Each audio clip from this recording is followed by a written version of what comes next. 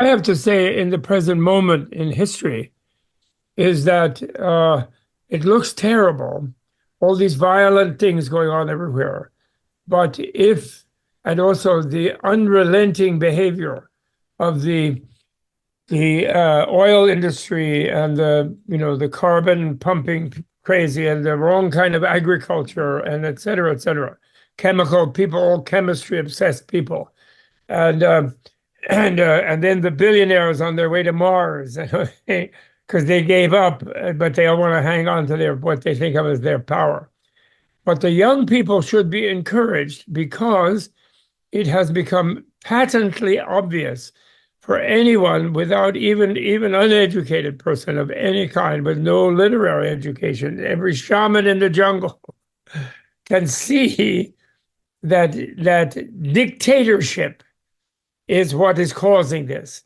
These wrong inherited structures where one person's bad mood and anger and paranoia and greed can destroy the lives of millions.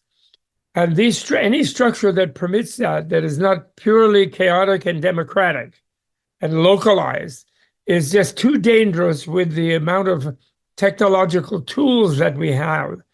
And it is obvious to everyone that that is the case. And the plants are screaming it, and Mother Earth is screaming it, and every young person is shouting this, not always intelligently. They sometimes think only that one is the dictator. And they don't realize that billionaires, mostly, there's a few exceptions, but mostly they become dictators because the reason is if you have too much power, you become scared of other people. You think they want your stuff.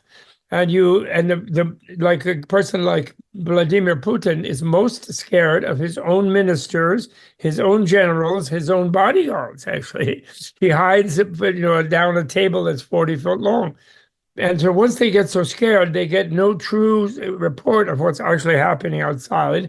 They make insane self-destructive decisions and drag so many people into death and being maimed and torture and horrible.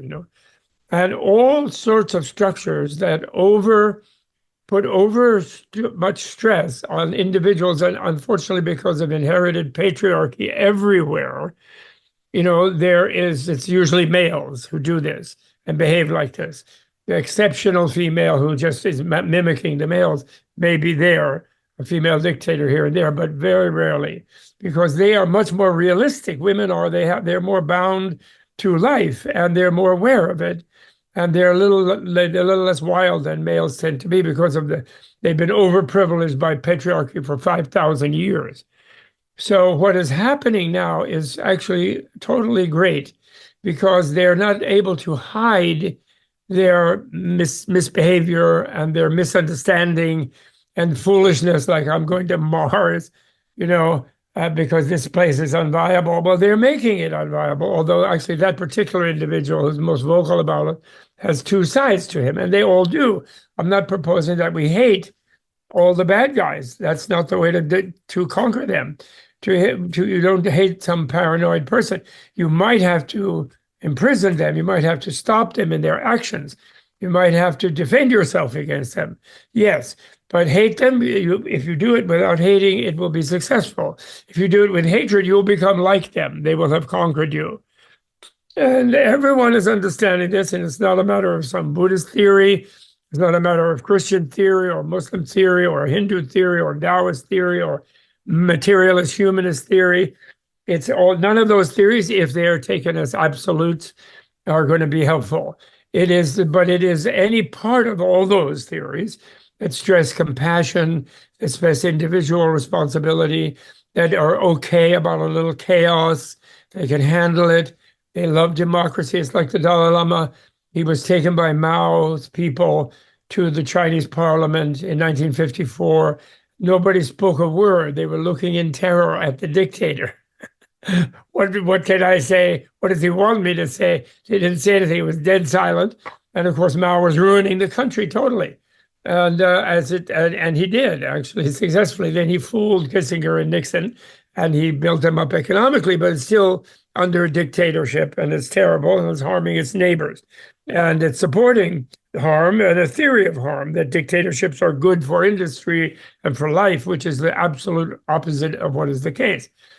And so then the Dalai Lama went to India in 1956.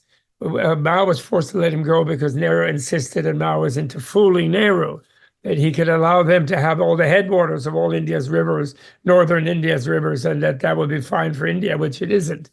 But so he let him go, and then he went to the Indian parliament with Nehru, and he noticed everybody was shouting. It was chaotic. It was hard to do anything. But the country was in difficulties. It had been just liberated after having been. I have an emergency here. I'm talking for 10 minutes. I'll be going. I won't be there. I'll be there on time. Bye. And so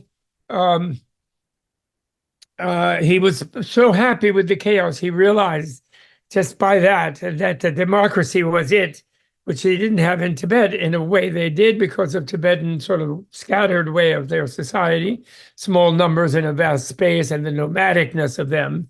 The Tibetans are very independent-minded in a way, but religiously they still have an authoritarian and patriarchal system to some extent, but not as oppressive at all, because nomads just can't be oppressed. They're like wild yaks. And so anyway, he's been an advocate and an apostle of democracy ever since. And his connection to Tom Paine and esoteric Buddhism has been doing that, undermining the patriarchy for thousands of years, but not as ism. Then it can become another authority structure, which is not helpful today. What is helpful is building up the individual's understanding, their kindness, because from understanding and empathy comes kindness, and comes intelligent decisions, and comes listening to women who don't fill a room, but they know what's going on in a room. Stupid men fill a room with their big egos, but they don't know what's going on anyway. And they don't learn how to meet anybody in the room, and they don't learn anything. Whereas intelligent women, immediately, they know everything that's going on in a room. So they're practical. They touch base with where there is needed a base touch. So therefore, men need to listen to them, because men also have something to say, but they should. I'm not saying female dominance. I'm saying partnership. I'm a disciple of Rihanna Eisler, Chalice and the Blade, the idea of a partnership society where men and women are equal and they listen to each other. But because of patriarchy, men more now have to listen to women. And all those dictators, where's Mrs. Putin? Well, she was divorced, and then he had trophy wives, Where's Mrs. Mao? Mrs. the new Mao, but we don't see her anymore. We did, but now we don't. We just see him smiling and being a boss and actually being scared. That's the problem. They become scared. And we should be sympathetic with them. They go crazy, You have the right-wingers in the crazed Israeli government, and we have the crazed Hamas people.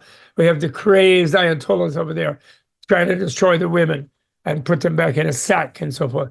It's really ridiculous, and all young people know it.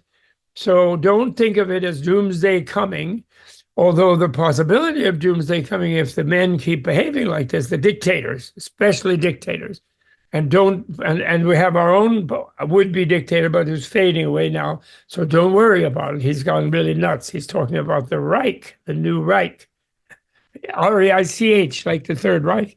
He's talking about a Fourth Reich here. He's going nuts, So only the complete crazed ones will follow him, and it'll be a landslide to keep. And Biden might even retire. Who cares? He's elderly, but he's intelligent, and he is devoted to democracy, in fact. And therefore, he's poor after 40 years in the government. He's not rich. And it can be easily seen. His son can go and sell himself any old way. He's also messed up. He's not rich, or he's not happy. He's under indictment, and that'll happen if that has to happen. But he didn't do anything that serious, actually. So the point is, be happy.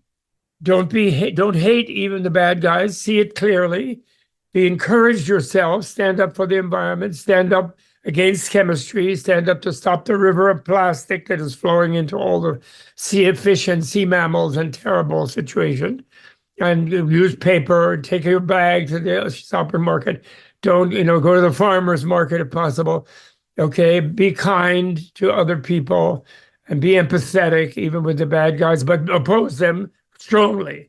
Vote and get the vote out, and see to it we don't get dictators anywhere, okay? At the local level, in the school board, in the police department, in the mayor of the village, whatever it is, no dictators, and listen to the women in the family. And that will be fine. Everything is going to be beautiful. It's just happening. And it's because everybody knows everything now. So learn a lot, also study, learn everything you can from every source. And don't be a rigid fanatic on any particular ideology, okay? So that's what I have to say. And unfortunately, I have to rush off. It's just terrible. And I'm so sorry about it. And I love Vandana Shiva. You have the greatest person in the world, one of the bravest women in the world. You have Bill McKibben, who is also a male like me, but he's really the best. And he has a vision of how it can be done and and he doesn't give up. And he's very articulate and eloquent, and he looks everywhere. And I deeply admire and respect him. And they will discuss this from their own perspective, and they know better than me. I'm just an ivory tower professor, but I do think that it is accurate what I'm saying. And you young people have the energy, and I'm only just merely repeating Dalai Lama's vision about it. And you will prevail. And this planet will be beautiful by 2050. It has to be. Because if they carry on, it will be really tornado for breakfast, okay, everywhere. And sea level rise. Crocodiles in Miami and the discotheques. So lots of love to all of you, okay? And thank you so much, Allison, and the wonderful Temple of Understanding, which I've always been a super fan ever since my beloved Julian Hollister, who I totally adore.